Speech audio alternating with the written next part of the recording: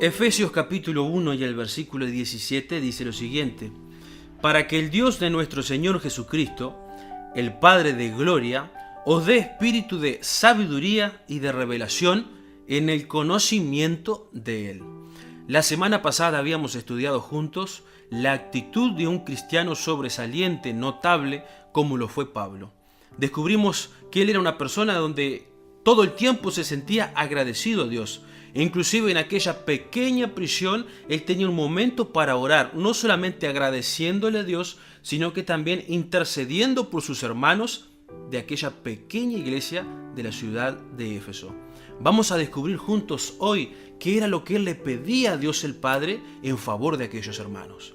Dice el versículo: para que el Dios de nuestro Señor Jesucristo, el Padre de gloria, ¿qué era lo que pedía Pablo? Os dé espíritu de sabiduría y de revelación en el conocimiento de Él. Es decir, Pablo entendía que podemos creer en Jesús, podemos reconocerle a Dios como nuestro Dios creador, como nuestro Dios sustentador, nuestro Salvador. Pero aún creciendo en Jesús, podemos no conocerle.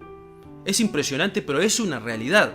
Yo puedo reconocer que Él es mi Salvador, pero puedo aún no conocerle. Entonces Pablo rogaba en sus oraciones que aquellos hermanos pudieran recibir ¿qué? Os dé espíritu de sabiduría y de revelación en el conocimiento de Él.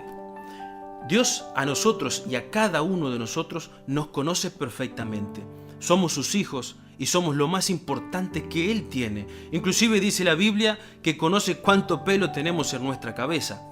Pero te pregunto yo, ¿cuánto conocimiento tenemos de Dios? Dios está dispuesto a que podamos conocerle, a que podamos entender y saber más de Él. Cuáles son los planes que Él tiene para nuestra vida, cuáles son sus gustos, cuáles son sus preferencias. Y hay una carta, hay un libro, mejor dicho, y es el libro de Proverbios, escrito por el rey Salomón, hijo de David. Y fíjate lo que dice Proverbios el capítulo 1, Proverbios capítulo 1, los primeros versículos. Salomón fue bendecido por Dios al darle sabiduría, al darle entendimiento, conocimiento. Y fíjense en lo que él escribía para transmitir algo de su sabiduría a las próximas generaciones. Los proverbios de Salomón, hijo de David, dice el versículo 1, rey de Israel, para entender sabiduría y doctrina, para conocer razones prudentes, para recibir el consejo de prudencia, justicia, juicio y equidad, para dar sagacidad a los simples y a los jóvenes inteligencia y cordura. Oirá el sabio y aumentará el saber, y el entendido adquirirá consejo, para entender proverbio y declaración, palabras de sabios y sus dichos profundos. El principio de toda sabiduría, dice Salomón, y para poder adquirir cada uno de estos conocimientos que él detallaba en los versículos anteriores, se necesita una cosa. El principio de la sabiduría es el temor de Jehová.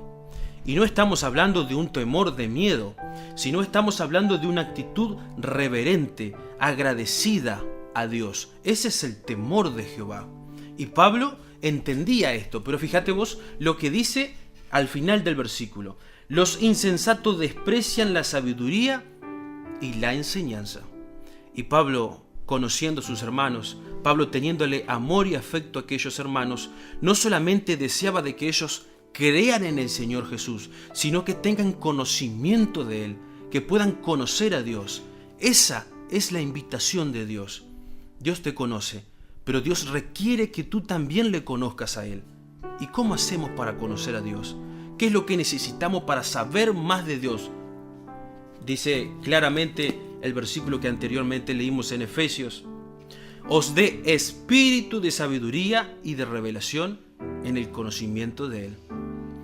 Ese espíritu no es otro espíritu que el Espíritu Santo. No es que haya otra clase de espíritu, sino que es una revelación que el Espíritu le da a los creyentes fieles. Esto quiere decir que para conocer a Dios necesitamos siempre del Espíritu Santo, que nos bendice con sabiduría y con revelación. No hay otra forma de conocer a Dios, y Pablo lo sabía. Que podamos pedirle a Dios en este día que no solamente podamos creer en Él, sino que cada día podamos avanzar en conocimiento de su persona. Que Dios te bendiga.